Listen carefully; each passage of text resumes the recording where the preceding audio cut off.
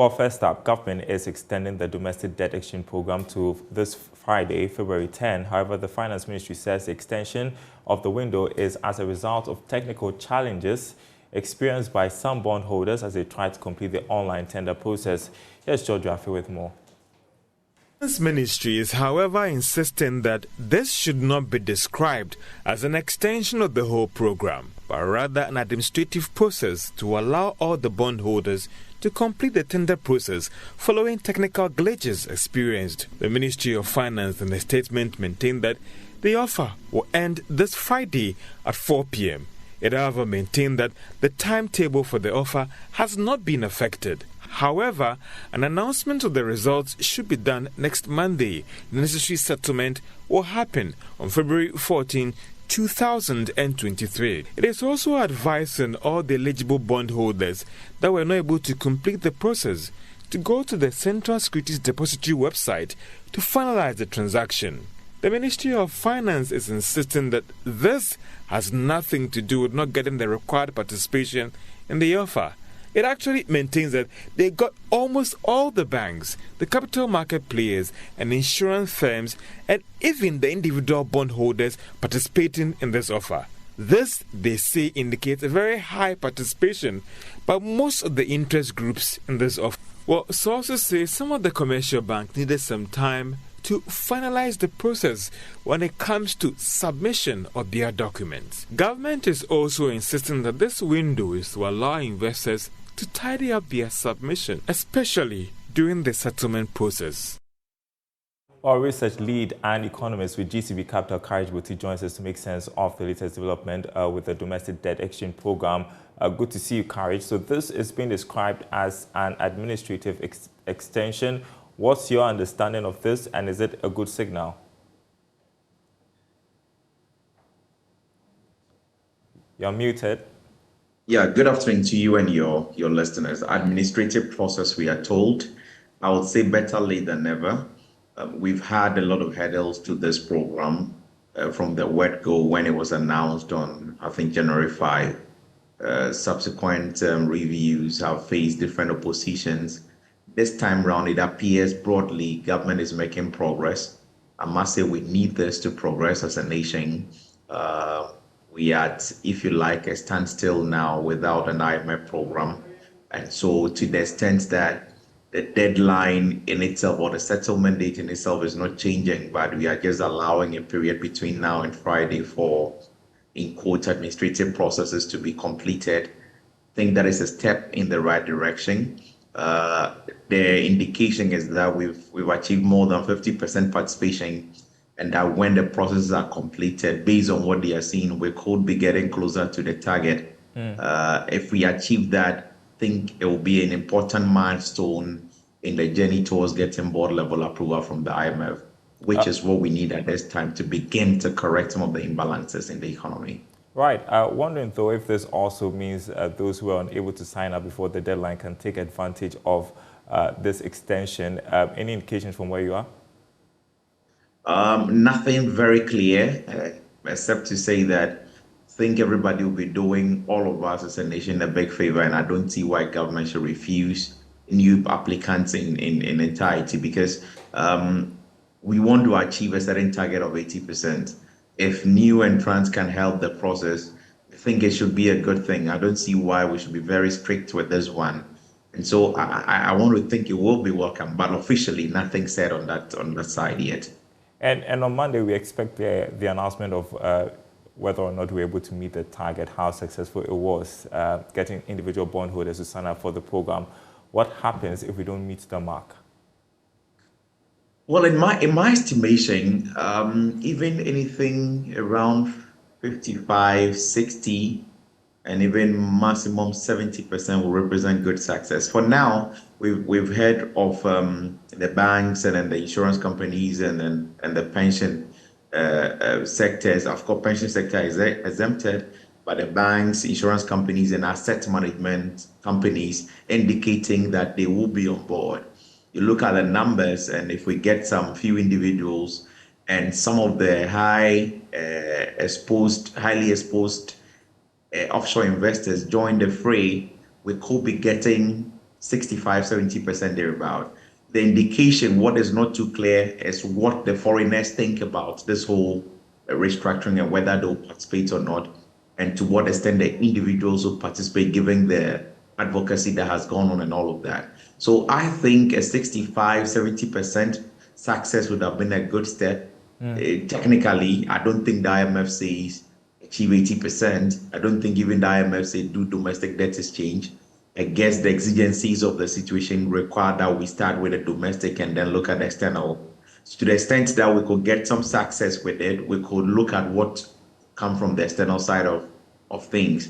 It makes the conversations harder, but it would have represented progress, way better than getting nothing really. And so I want to assume that we could progress with this to the board level after I secure the financing assurances and then get a program going, even with about 60 or 70%.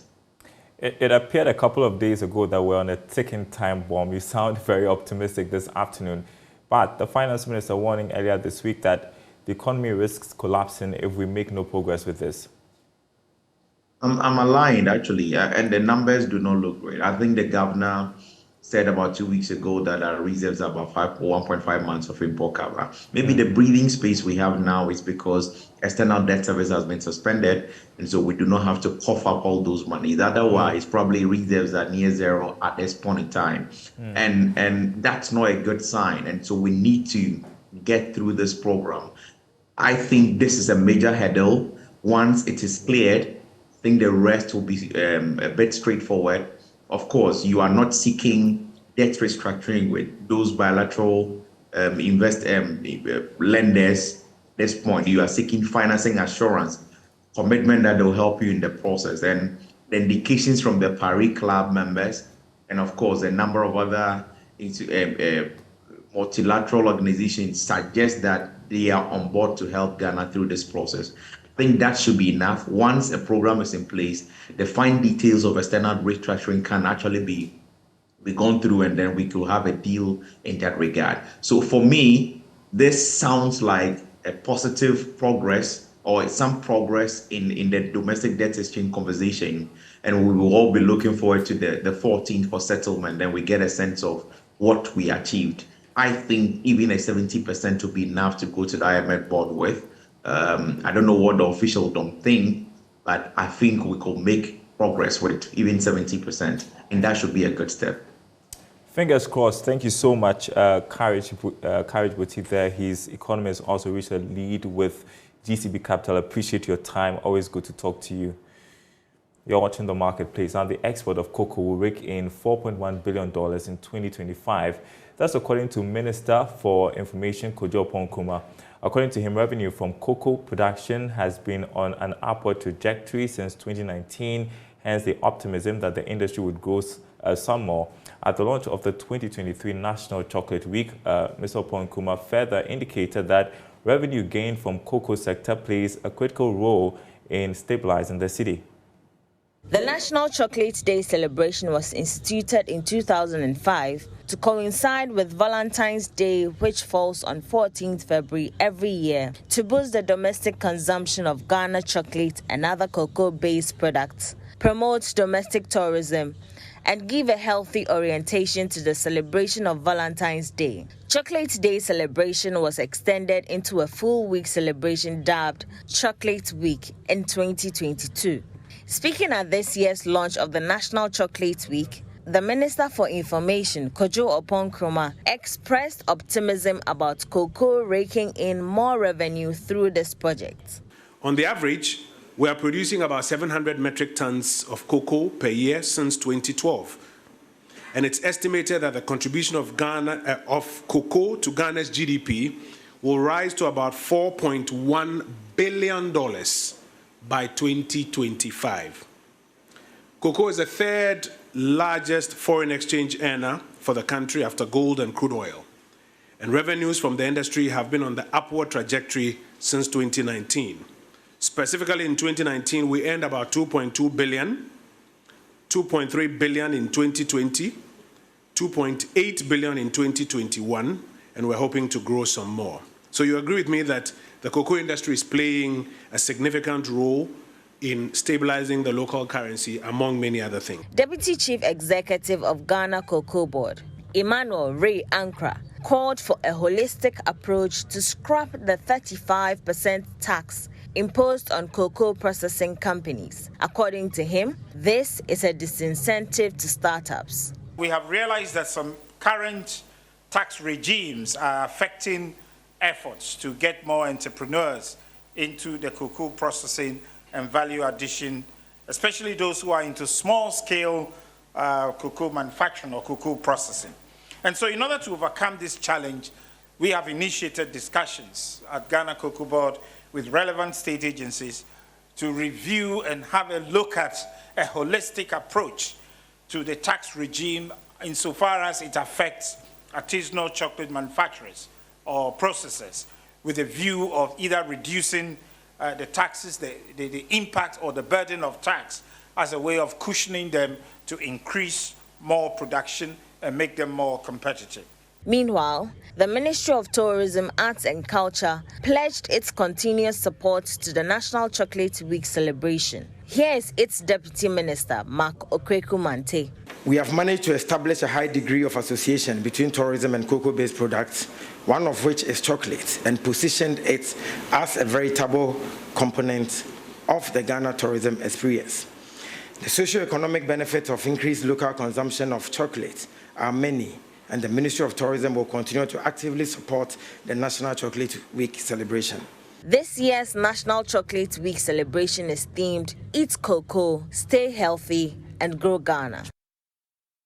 Next, some vehicle owners are unhappy about what they describe as the cumbersome motor insurance acquisition process. They are asking the National Insurance Commission to streamline the activities of these insurance companies to increase coverage. Here's more in this report. There have been a lot of concerns with respect to insurance in the country, with its penetration as low as 2%. One of the commonest one had to do with motor insurance. We have most of these drivers complaining with respect to the processes that they would have to go through all the way to get motor insurance. I have some of the drivers here. Let me engage them to know what's really the situation on the ground. With respect to motor insurance, your view on it, Tiseng? In my opinion, it depends on the insurance company the driver is registered with. I have no problem with my insurance company. They are always at your service when you call on them. They do not delay in paying your insurance claims when it matures. I do not agree with claims that motor insurance is of no benefit. This is because the comprehensive policy covers the driver in terms of motor accident, but the third-party policy does not. Insurance. Reports be say almost 82% of drivers are or more Ghana say there's no benefit with respect to motor insurance. Comprehensive driver by third party. As it stands now, there are numerous insurance companies in the country, so if your policy is not lucrative, you wouldn't get customers. I do not buy into the idea of digitalization motor insurance policies and its registration, since the manual registration is not giving us problems. Right. So these are some concerns of some of the drivers here at the New Plant Station and Circle. Now, I would want to engage some more of these drivers to know what's their perspective, or what, according to them, what has been their issue with respect to insurance generally in the country. That is motor insurance for that matter. Let's get in touch with more of them.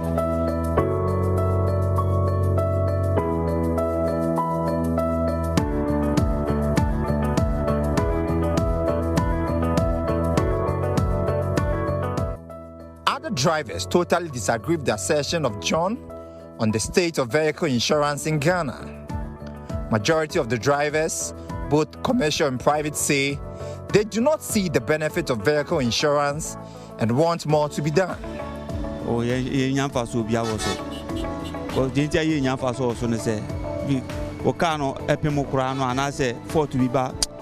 We as drivers do not benefit from the insurance we purchase because it is difficult to follow up with the insurance provider for assistance when there are problems with the vehicle, such as scratches or dings.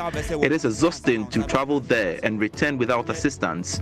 When you do receive assistance, however, you will have lost money because the cost of the transportation and other expenses spent as a result of requesting assistance from the insurance provider are almost equivalent to the amount of money you will receive from the insurance provider.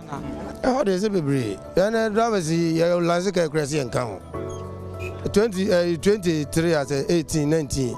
Who crowd as some back crisis drivers the years in chain. And insurance and so on, and a board dean, comprehensive and a board dainty. Can't afford to 90 million. A third party, so yeah, as some back cry, yeah, the third party isn't helping. It has made the insurance very difficult and expensive for us to plead with the insurance company to reduce the price. So some link it to the delays in the payment of claims and to a large extent the unwillingness of some insurance companies to pay the claims. According to them, they only show interest in vehicle insurance because it is mandatory and enforced by the police. Ghana, the insurance, drivers. Service, we have problem. Now, insurance, the Bia, Afibia, say Wumpa, so Ucha. But a Wuna Ucha, now we have some insurance from Wadi. When you have road insurance, you must renew it annually. However, if it expires and you renew it, then you get into trouble. The insurance companies won't help you, so there is no benefit of insurance in Ghana. Paul expressed discontent with comprehensive insurance as it is expensive compared to income levels and wants more transformative dialogue for proper measures to push for insurance penetration. The increments, I think I hear the what do you call it? The insurance increase the fees. But we don't support it because we don't have any benefit. When your car gets accident, you don't have any benefit from insurance. When you say you don't get any benefit from it, what do you mean? What are some of the things that has been happening? When they hit your car, at that time, you negotiate. Our mind, we don't think about the insurance. Because at times, almost you see, some inconveniences. You encounter a lot of problems. Questions. We a taxi, we don't have any time to go there.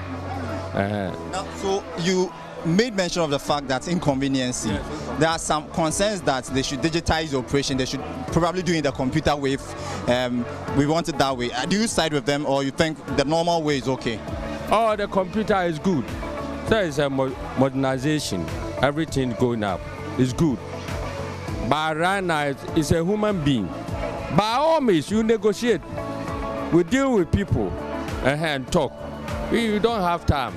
If you cry now, right now, say, telephones in the air, it's difficult for us. Now, so it appears that there is some sort of mixed reactions for these drivers with respect to motor insurance over here. Now, according to them, there is some sort of inconvenience that has to do with the processes of acquiring an insurance. I mean, that is motor insurance for that matter. Some are also saying, indeed, there's absolutely nothing wrong. But it appears majority of them seem not to be comfortable with how motor insurance is being done in this part of the world. For Joy Business, James Ishen.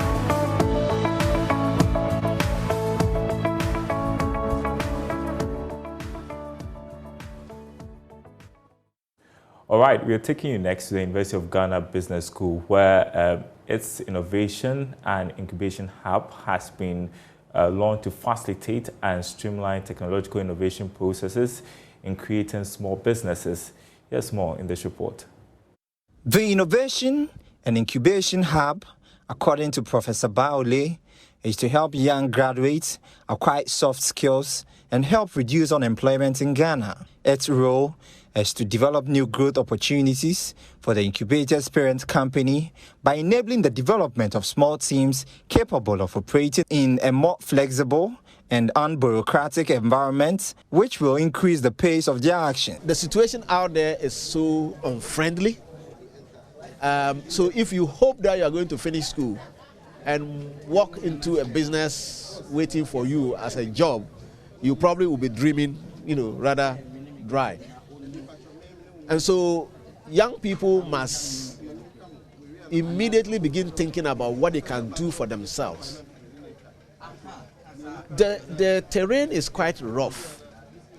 And so when you urge young people to go out and do something for themselves, often it is so inundating. And they move out, people want to do something and they fail. A lot of businesses are established and in a year or two, they are folded up. And one of the key reasons is that people are not told exactly what it is like to run a business, especially within the African context. And so whilst we urge our students to go out there and make a contribution by establishing the business and not to wait until they can find a job, we are also putting our money where our mouths are to say that this is what we are asking you to go there and do. But we want to capacitate you enough so that when you attempt doing it, you can succeed. The University of Ghana Business School is calling on various industries to support this initiative to bridge the unemployment gap in the country.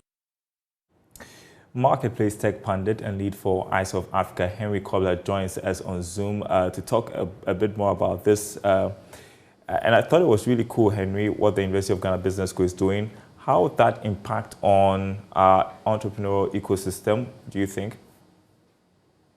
Thank you very much, Daryl. So I remember this exact time back in the university, KNUST, there was a hub like that was set up to help entrepreneurs, start their businesses and everything. I'd seen quite a number of people, succeed because they were given the capacity and lessons to help them be able to build their businesses. And so seeing University of Ghana, take the same route really gives me a lot of joy. The only reason I'm actually happy with this is only because it's always been the private sector and venture capital firms and private sectors that are setting up some of these incubators. And so if we're having these directly from our university, which gives people the asset to basically be able to start a business, I think it's a good direction which they're picking up. I only hope that the courses or the directions which they put up is not going to be academical. It's going to be more of on-the-field development processes. Oh, great. Well, next topic. Yesterday was marked Safer Internet Day to promote the safe, responsible, and positive use of digital technology for children and young people. Can you tell us about the dangers out there? Can you share some tips to, overcome these dangers? Yes, Daryl. The internet is now on every hand. If you're picking up a 3-year-old boy, he's basically going to Google to basically be able to download games and play them without really thinking of the implications of what exactly he's doing on their phones. One of the most important things that mobile phones push us into is putting a lot of personal information out there. And so that is the very first point of making sure that your privacy is always safe. Most of the mobile phones now basically gives you a leverage to protect your privacy in some way. But one of the things I always tell people is that anything you put on the internet never forgets. And so make sure that everything that you're putting on the internet, you're putting the right information that's there, information that's going to help you or help someone who's getting on there. Protect your private information most of the times. Be very careful some of the links that you click, especially in your emails or links that are sent to you on any of the social media networks. Be careful and verify that the links that you're actually clicking are safe. A lot of people get into some of these links because they are desperate for work or they are desperate for some level of money on the internet, and so they sort of give away a lot of information, which is not good. Again, one of the things which is very popular now is getting onto public Wi-Fi's. A lot of people just jump on Wi-Fi's without thinking what exactly are the implications. And so make sure that whenever you're jumping on a public Wi-Fi, you're actually on a secured public Wi-Fi. And make sure at least you have an antivirus or an anti-protector, which is on your PC to make sure that you sort of protected or some level of information is sort of protected away from the internet as well. So you sort of have to just put in some antivirus on your PC, and then make sure that your passwords are very secure. Use longer passwords, and then do not share these passwords or PIN with anybody. I think it's one of the things I'll say. Okay, one more minute to talk about this other story that caught our attention. Kenya has dropped charges of financial impropriety against Flutterwave about 7 months after a court in that Eastern African country froze the bank accounts of one of Africa's biggest fintech. I know we discussed this sometime last year, and so there's some good news for Flutterwave, and so now what? Yeah, so Flutterwave had been in the news for all the bad news last year, but I think that they're doing a lot of damage control and then also putting a lot of corporate cultures to put them in the right direction. And I think that their locations in other countries is also starting to bloom up now. Dropping those charges really gives them a bit of leverage. But again, I mean, some of the accusations that came up were, I mean, still with bribery and all of that. So it doesn't really seem to be in a good light. But I think that it's a good one for them, having the court case off their hands now. They could relatively focus on what exactly they're looking at doing. I think that we should also encourage them putting in a lot of efforts and all of that to help build what they're building, because building a fintech company and being that competitive across Africa is actually a bigger thing which we actually need to develop our payment systems. I think that they are doing a good work, but I think that they get better, especially with their corporate cultures as well. All right, good to see you, my friend. Thanks, Henry, for that update on tech issues. And that's the marketplace. Thanks for watching. We will be back same time tomorrow. Goodbye.